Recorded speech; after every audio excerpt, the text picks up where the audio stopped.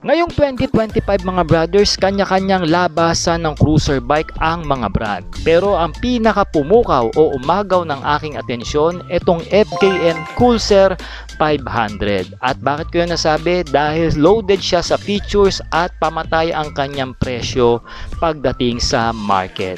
Pero bago natin yung tuluyang pag-usapan, para sa mga solid natin dyan na brothers na naisuporta ng ating YouTube channel, huwag nyo pong skip ang ads. At kung dito naman kayo sa Facebook nanonood, i-like and share nyo na po ang ating episode at salamat na agad. Kaya let's go sa go! Get ready, drop the beat.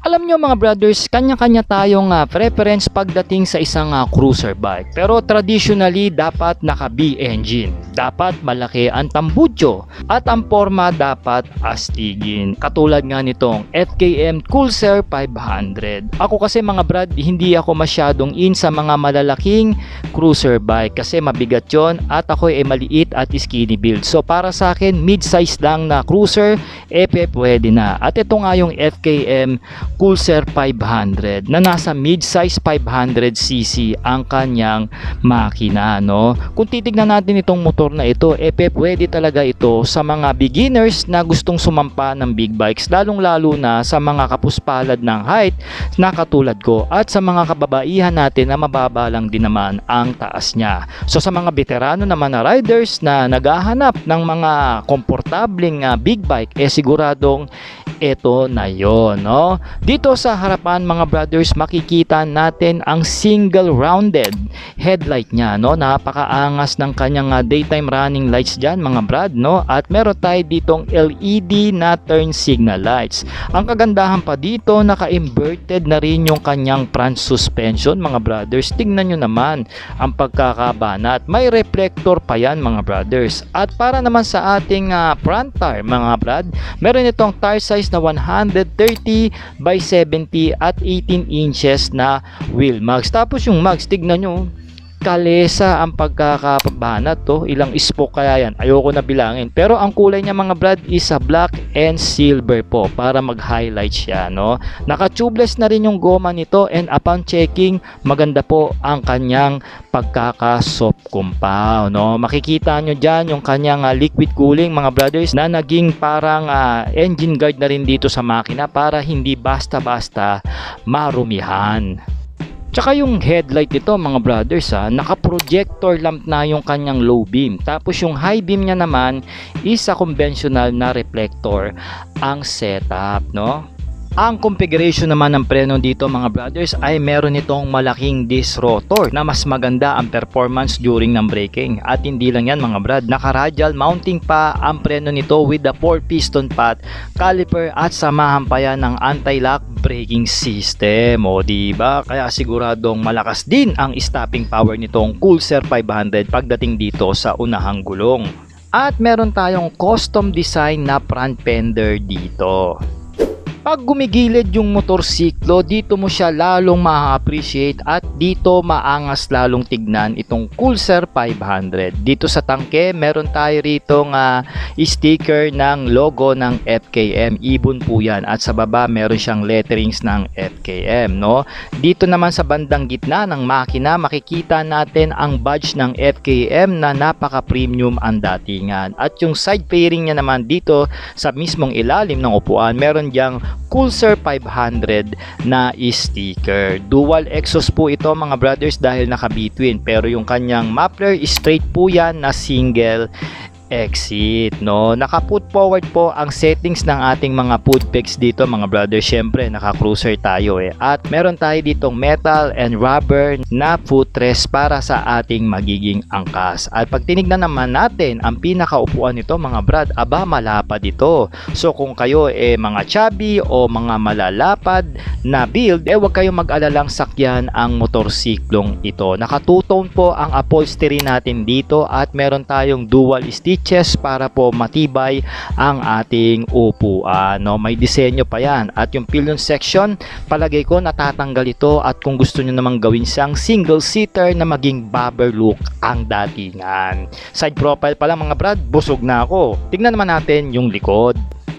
Meron itong malapad na gulong na merong tire size na 150 by 80 at 15 inches wheel mags. Ito naman talaga ang ideal para sa isang cruiser bike. 15 sa likod, 18 sa harapan. Naka-disc brake na rin ang preno natin dito mga brothers with a single pot piston caliper. At may features pa to ng ABS at traction control na napapatay sindi conforme sa trip nyo. Naka-dual shock tayo mga brothers dito sa likod, kaya naman rest assured matatag ito pagdating sa kahit anong klaseng na daanan. Naka-belt drive na rin ito mga brado, di ba? Saan ka pa? Kaya naman maganda ang acceleration nito pagka umaarangkada na. At ang ating taillight LED na rin yan, at napansin ko parang logo siya ng FKM na letter F ang starting na pakpak, no? May sariling ilaw na rin ang ating plaka dito, LED yan, at meron na rin itong reflector para sa likuran, no? Ang fender natin dito mga brothers, naka-extend naman yan, kaya kahit papano hindi naman siya ganoon kaputik. At meron na po yung provision para lagyan ng saddlebag o mga side boxes. Alright. Pag ako tumitingin o dumadama ng isang mid-size na big bike mga brothers, katulad nitong Pulsar 500, gusto ko lang below 200 kg lang ang kanyang weight. Ito ngayon mga brad, 193 kg lang ang Pulsar 500. Total weight na po yan, kasama na ang full tank at engine oil. Tignan nyo naman mga brad, madali ko siyang maialis sa kanyang side stand o maitayo. So sa mga katulad ko na mabababa lang ang height na 5'4 lang, hindi kayo mahihirapan itayo ang motorsiklong ito every time na sasakyan nyo siya. May taas lang ito mga brothers na 690mm pagdating sa kanyang seat height, na very friendly sa mga katulad nating Filipino rider na hindi binigyan ng height, no? At meron siyang ground clearance na hindi kayo mag-aalala na 160mm, above minimum po yan, kasi para sa akin ang minimum ng ground clearance is around 140, no? At meron tayong wheelbase dito mga brothers na 1,515mm.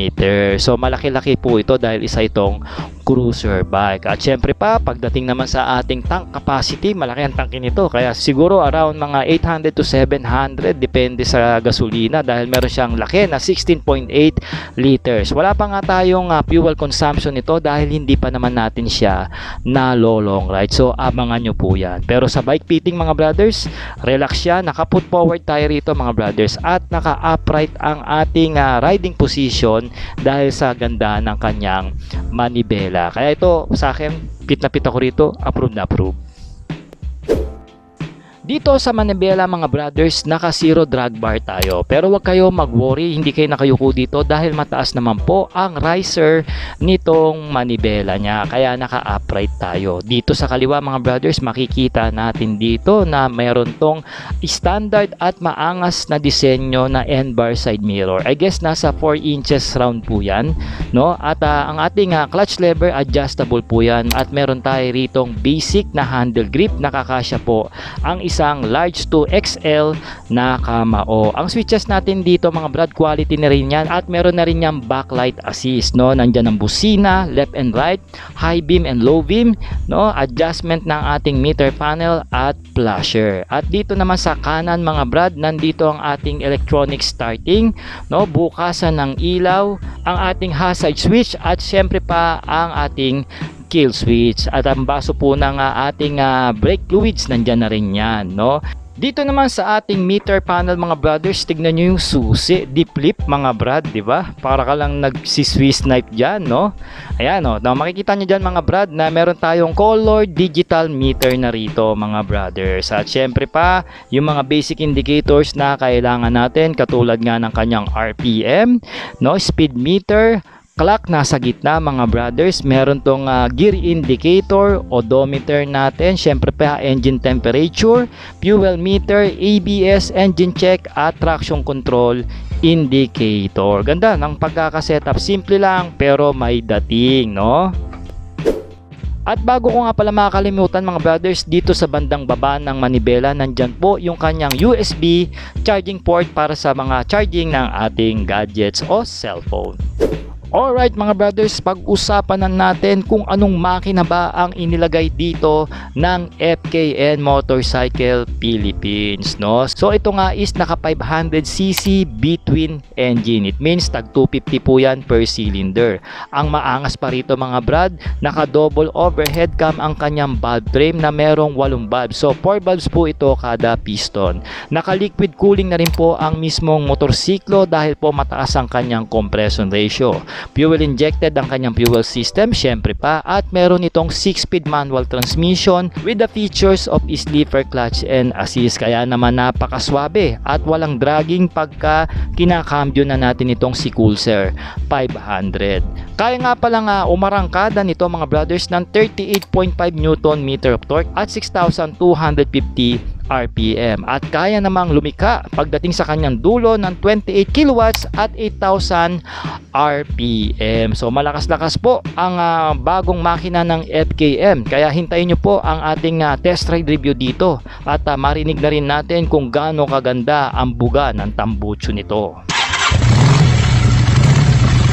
So ayan na mga brothers, na pag-usapan na natin ang specs and features nitong bagong cruiser bike ng FKM. Ito nga yung Pulsar 500. Para sa presyo, meron pa lang siyang cash price na 238,000 pesos. At open na po ang FKM for the reservation at pwede na rin po kayong magpa-pre-order, no? I-PM nyo lang po ako sa ating Facebook page para po ma-assist kayo kung gusto nyo po magpa-reserve sa motorsiklong ito.